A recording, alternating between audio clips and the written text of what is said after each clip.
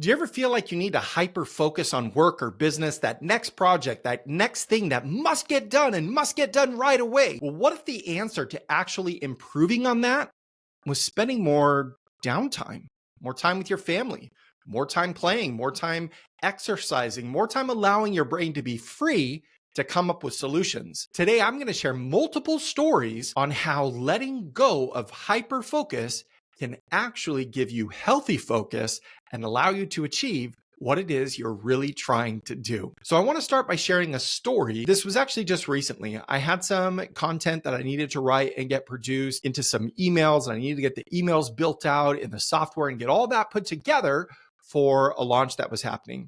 And I had gotten hyper focused. My wife said, "Hey, it's dinner time. And we've got kind of some communication that if there's something I need to finish and I'm not going to make it down, that I'm able to share that with her so that she understands and that there's no guilt, there's no shaming, anything like that. We're able to just move forward and I can stay focused." So I went go, go, go, go, go, go, go, go, go. And I don't get involved in dinner. And I'm just like, I'm getting frustrated.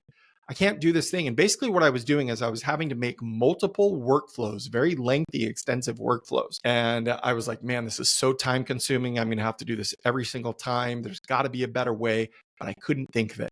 So then I go downstairs. It's time for scriptures and family prayers and doing the bedtime routine with the kids. And so I'm like, okay, well, I'm not going to miss out on this. And I go and we sit down and we talk. And while we're praying, I'm just cuddling with my kids and I'm just kind of breathing.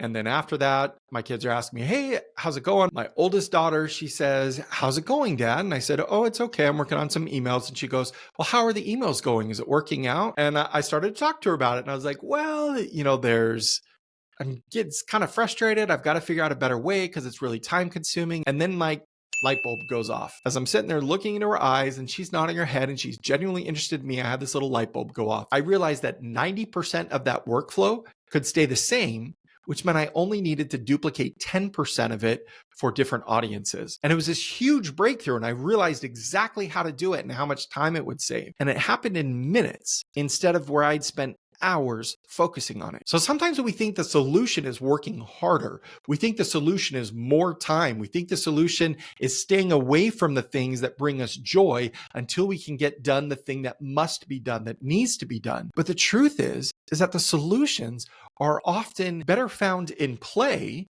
than they are in staying heavily and deeply engaged in our work for the day. I'm not suggesting you slough off. I'm not suggesting that you suddenly abandon all your responsibilities so you can go out on a boat on the lake and just catch the sunrise or whatever. That's not what I'm suggesting at all. But to have balance. And balance is something that I do talk about. And I don't view it the same way that most people do, where you need 2 hours of worked for every 2 hours of family time. Like, that's not balance. Balance is operating in seasons. Balance is operating in integration. And what that means is that if I'm devoting heavy time to doing my work and getting things done, if I start to see some signs and symptoms that I'm getting hyper focused, then I know that that's time to step away. And it means I'm unbalanced. And to regain that balance is not to do more work, is not to dive deeper into the project. That will only continue the problem of being out of balance. To get back in balance, I need to reframe my mind. And you can reframe your mind by taking a walk outside, by calling up a friend and having a quick conversation, by reading a book to one of your kids, by having a conversation with your spouse or your kids on how their day is going. Really, it's anything that can fully and completely pull you out of your present state and allow your mind to get a wider view of what's going on. Another example is the first live workshop I ever had with one of my really good friends and mentor, Ray Edwards. Now, to give you a little background, I had flown up to Spokane, Washington to attend a 3-day workshop. This was a 5-figure investment. And it was something that I was leaving my wife with 2 kids and a brand new 3rd child who was literally only a couple weeks old. And it was something my wife and I talked about. We knew it was the best decision for us. She was fully supportive. I was even like, "No, I don't know. This may not be a good idea. I should be with here." And she's like, "No, go. This is important. Go." And so I went. And we're there, and I'm like, all right, I know how to write copy. Because if you don't know who Ray Edwards is, he is the billion-dollar copywriter. And so I'm excited to be there with him, but I'm already thinking about the skills that I've brought with me. So I've kind of gone into this with the idea that I just need him to show me the few details that I'm missing. And so after day one, we were given a bunch of assignments, and I stayed up late writing it. And I was like, oh yeah, I've got this. And then the morning of day two, we were to share what we worked on and get feedback. Well, I raised my hand. I volunteered to go first. It was a small group, maybe 7 or 8 of us, and I was ready to go. Okay. And so I start reading through my stuff, and I'm saying, oh, and I read through it and this and this. And then I finish, and man, I'm just feeling so good. Right. And Ray and his son, Sean, who's also fantastic at writing copy and in many other areas as well, they both started to give constructive criticism. I'm not sure exactly why, but I got so hyper focused that I'd done it wrong and that I needed to fix it. And so I was hearing everything they were saying, and I was taking notes. And in my mind, I had to fix this right away. Well, the session lasted for about another 90 minutes before we took a break. And during the rest of that 90 minutes, I have no idea what was talked about.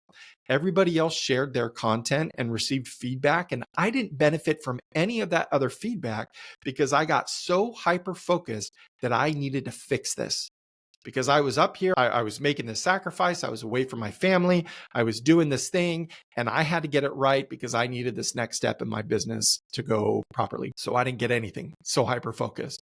And I got pretty emotional. And I walked out and I called my wife and I started crying. I said, I made a mistake. We just had a baby, and just to spend all this money and to leave you there, like I don't know what I'm doing. I thought I knew how to write. I thought it was just about putting a few things together, and I've made a mistake.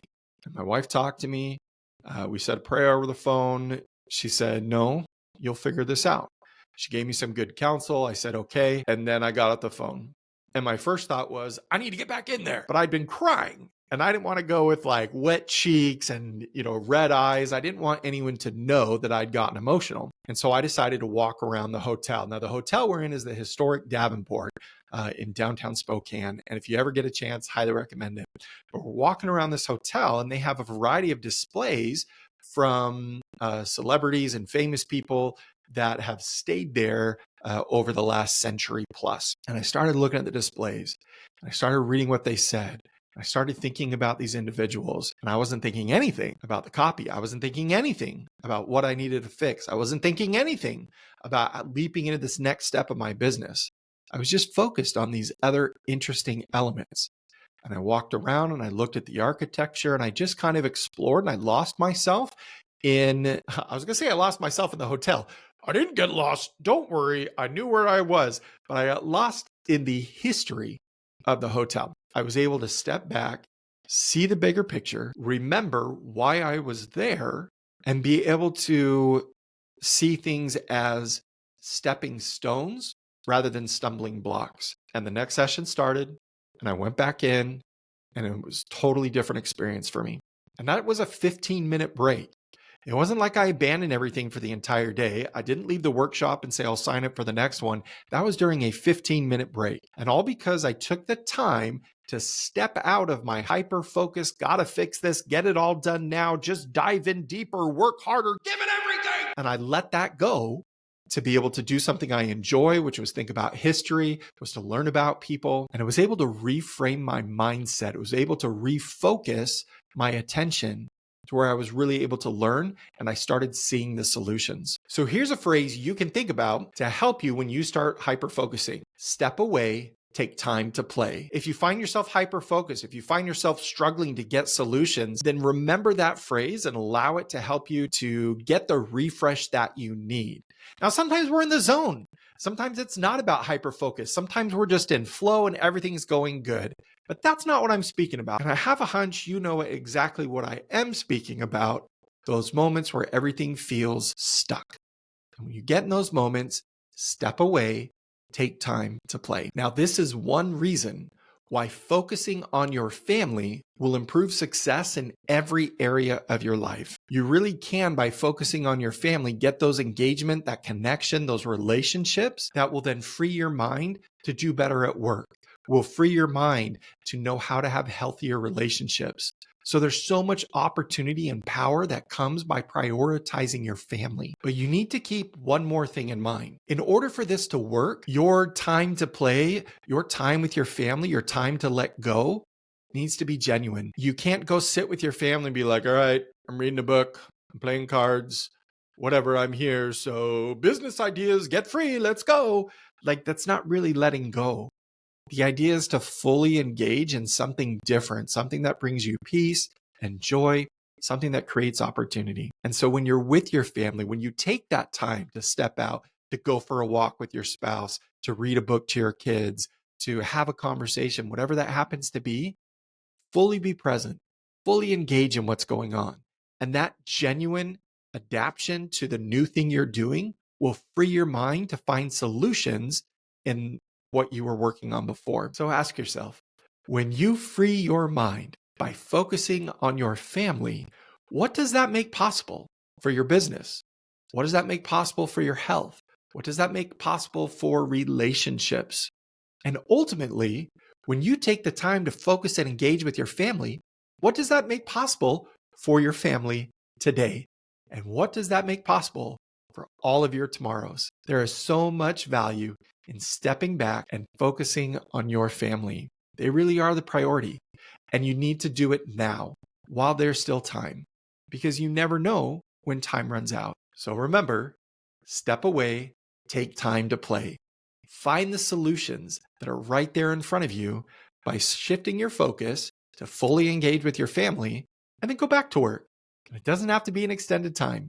It can be as quick as 15 minutes, just like when I was in that hotel in Spokane. What stories do you have when a problem felt unsolvable and then you stepped away and suddenly found solutions?